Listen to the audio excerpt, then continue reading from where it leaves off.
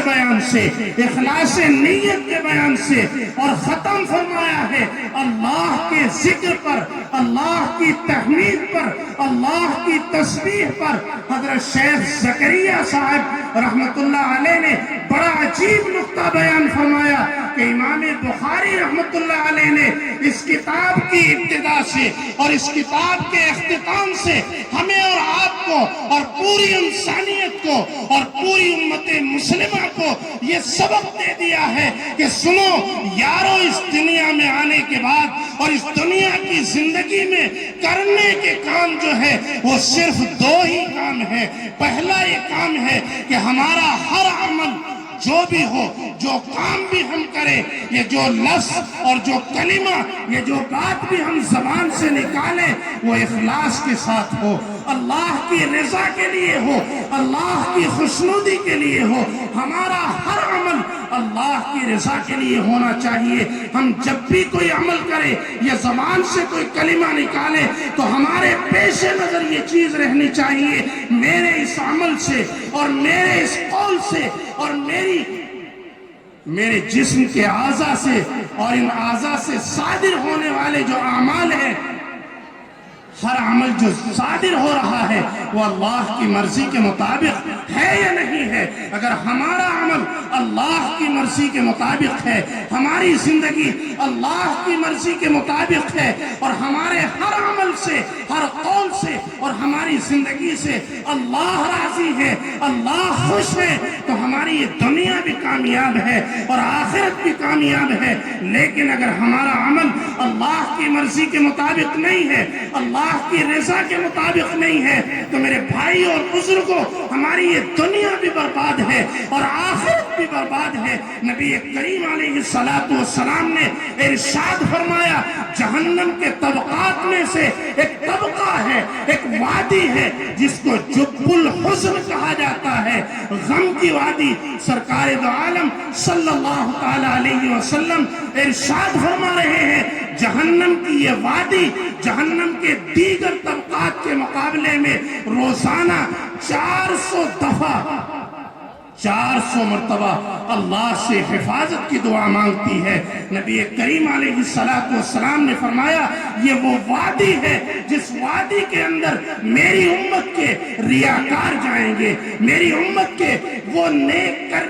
عمل کرنے والے جائیں گے جن کے نیک عمل اللہ کی رضا کے لیے نہ ہو، اللہ کی خوشنودی کے لیے نہ ہو، بلکہ ان کا ہر عمل جو نیک عمل کیا جاتا ہے صرف اس لیے ہو کہ میرے اس عمل کو دیکھ کر مجھے نیک سمجھا جائے، میرے اس عمل کو دیکھ کر میرا اکرام کیا جائے، میرے اس عمل کو دیکھ کر میری عزت افزائی کی جائے، میرے اس عمل کو دیکھ کر مجھے لوگوں کے درمیان ایک مقام حاصل ہو۔ نبی کریم علیہ السلام ارشاد فرما رہے ہیں، ہمارا ہر عمل اللہ کی رضا کے لیے ہو، اللہ کی خوشنودی کے لیے ہو۔ الحمدللہ، اللہ کا فضل ہے کہ ان درسگاہوں میں اور ان اداروں میں اور ان مدارس کے اندر جو تعلیم دی جاتی ہے، اس تعلیم کا خلاصہ اور اس تعلیم کا نچوڑ یہی ہے کہ ہمارا عمل اللہ کی مرضی کے مطابق کیسے ہو، ہماری زندگی اللہ کی مرضی کے مطابق کیسے ہو، ہمارا رہن سہن اللہ کی مرضی کے مطابق کیسے ہو، ہماری گھریلو زندگی اور ہماری معاشرت اللہ کی مرضی کے مطابق کیسے ہو۔ اللہ کا فضل ہے، الحمدللہ ہر سال یہ ادارہ آپ کو علماء کی ایک جماعت تیار کر کے دیتا ہے تاکہ یہ آپ کے لیے دینی راہ کو آسان کر سکے، آپ کے لیے دین کے مطابق زندگی گزارنے کے سلسلے میں سہولت کا سامان مہیا کر سکے۔ یہی وہ علماء ہیں اور یہی وہ حفاظ ہیں اور یہی وہ قرائے کرام ہیں جو اس ادارے نے آپ کو دیے ہیں اور ہر سال دے رہا ہے، جن کے دم سے اللہ نے ہماری اور آپ کی مساجد کو آباد رکھا ہے، انہی کے دم سے اللہ نے ہمارے اور آپ کے مدارس اور مکاتب کو آباد رکھا ہے، انہی کے دم سے اللہ نے ہماری اور آپ کی ان خانقاہوں کو آباد رکھا ہے، اور انہی کے دم سے ہماری یہ نسل ایمانی تشخص کے ساتھ، اسلامی پہچان کے ساتھ زندہ ہے۔ دعا فرمائے کہ اللہ تعالیٰ ہمارے اس ادارے کو دن دونی رات چوگنی ترقیات سے مالا مال فرمائے، یہاں کام کرنے والوں کی خوب نصرت فرمائے، مدد فرمائے، ہر شر اور ہر فتنے سے اللہ تعالیٰ حفاظت فرمائے، اور اللہ تعالیٰ ارباب مدرسہ کو اپنے خصوصی اپنی نصرت کا معاملہ ان کے ساتھ فرمائے، اور اللہ تعالیٰ ان کو ہمت اور قوت عطا فرمائے۔ ہر جگہ آپ جانتے ہیں اس دنیا کا نظام، جہاں کہیں جو بھی نظام چل رہا ہے، ظاہر ہے کہ اللہ نے دنیا کو دارالاسباب بنایا ہے، یہ نظام اللہ تعالیٰ نے انسانوں ہی کے ذریعے چلا رکھا ہے اسباب کی حیثیت سے، اگرچہ ہر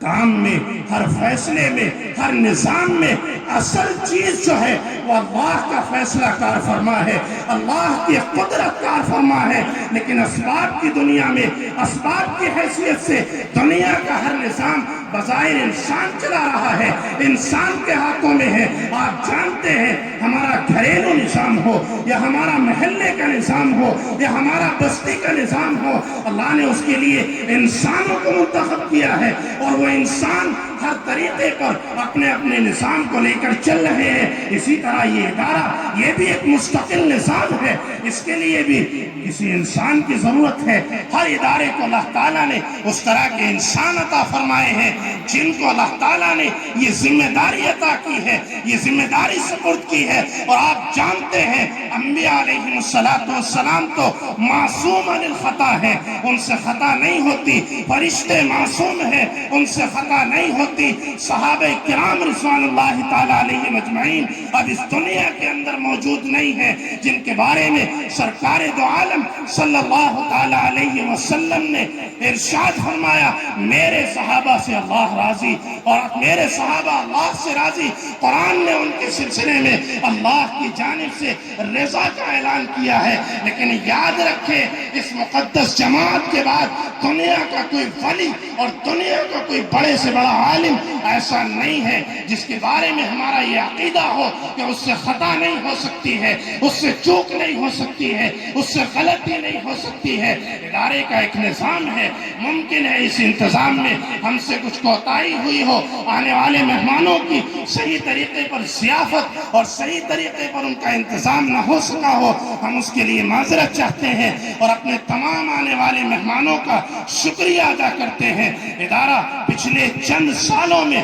بہت حالات کا شکار رہا ہے۔ آپ کو معلوم ہے لاک ڈاؤن کے زمانے میں تمام ہی مدارس متاثر ہوئے ہیں، لیکن لاک ڈاؤن کے بعد جیسے اور دیگر بعض اداروں میں بڑی بڑی ہستیاں، ادارے کے بڑے بڑے اساتذہ اور بڑے بڑے علماء، حتیٰ کہ بعض بڑے اداروں کے ذمہ دار اور ارباب مدرسہ اس دنیا سے رخصت ہو گئے ہیں۔ ظاہر ہے کہ ایک نظام کے اندر سے ایک معتمد ہستی اور ذمہ دار ہستی جب چلی جاتی ہے، اس دنیا سے رخصت ہو جاتی ہے، اثر پڑتا ہے، حالات آتے ہیں، انہی حالات کی وجہ سے درمیان میں کچھ پریشانی آئی ہے، لیکن اللہ تعالیٰ کا فضل ہے ان پریشانیوں سے گزر کر ہمارے حضرت محتمم صاحب دامت برکاتہم ادارے کو چلاتے رہے، ادارے کی دیکھ بھال کرتے رہے، ادارے کے لیے شب و روز کوششیں کرتے رہے، حتیٰ کہ جب انہوں نے یہ محسوس کیا کہ مجھے ضرورت ہے اپنے لیے ایک معاون کی جو میری معاونت کر سکے